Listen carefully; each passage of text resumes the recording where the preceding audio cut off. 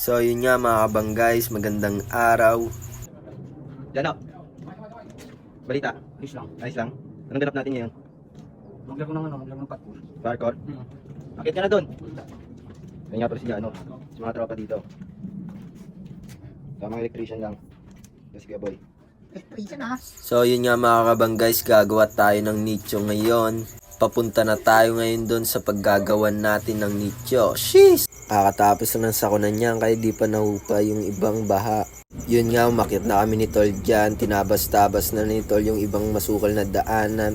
Lilinisan na lang daw namin yan pag oras na ng libing. Sheesh! Dito pala tayo maglilibing ngayon sa pamilyang Akol. Sheesh! Saktong-sakto, dumating na pala yung gagamitin natin dyan. Tinawag tayo ng mga tropa kasi daw di Yan, paano talaga makakadaan yan? Dito kasi ilalagay yan. Mapagitnaan.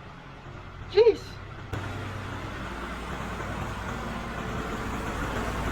Dapa! Sama ka na sa vlog. Ha? Shoutout dyan sa mga tropa. Oh. Ito si Kuyo, mga pogi oh. Basta ano ka na, kay MJS. Jeez! Yo, apapogi ng driver nila oh. Nay. You know, follow mga followers pa na. Ano, Soft King. Soft King. Ang boss, binaliktad lang. Tapos King. You know mga followers oh. Mga supporter natin mga tropang hardware. So yun nga, paalis na sila kuya dyan, na ibaba na lahat ng gamit. So yun nga mga kabang guys, tamang hakot na. Sheesh! So yun nga mga kabang guys, sinahakot na namin dyan ni Tol. Sa mga nagtatanong pala dyan kung ba't gantong trabaho naman yung pinasok ko. Masaya ako sa ginagawa ko kaya walang mali doon. Sheesh! Kaya sama kayo sa vlog te. Saan puntod nyo dyan? Ayan nasa taas. Ay may mga tropa nga pala tayo dyan. So yun nga mga kabang guys, menekos-mekos na. Siyempre walang mahirap na trabaho pag sanay na tayo doon. Sheesh! Pagmamahal sa ginagawa, di ka niyan ililigaw. Sheesh! Kumuha na pala ako ng FT namin dyan ito. Merienda mo namin ito, Dewey Donut. You know, pakapoging tol. Merienda lang muna. Sponsored by Dewey Donut. More feeling. So yun nga, nasinta na ni Tol dyan para all goods na daw. Tamang hakot lang ako dyan sa Gedli. Siyempre pagtapos sa sintahan ay magpapahid na naman kami dyan. Pinahiran na ni Tol sa loob, pati na din dyan sa labas. Sheesh!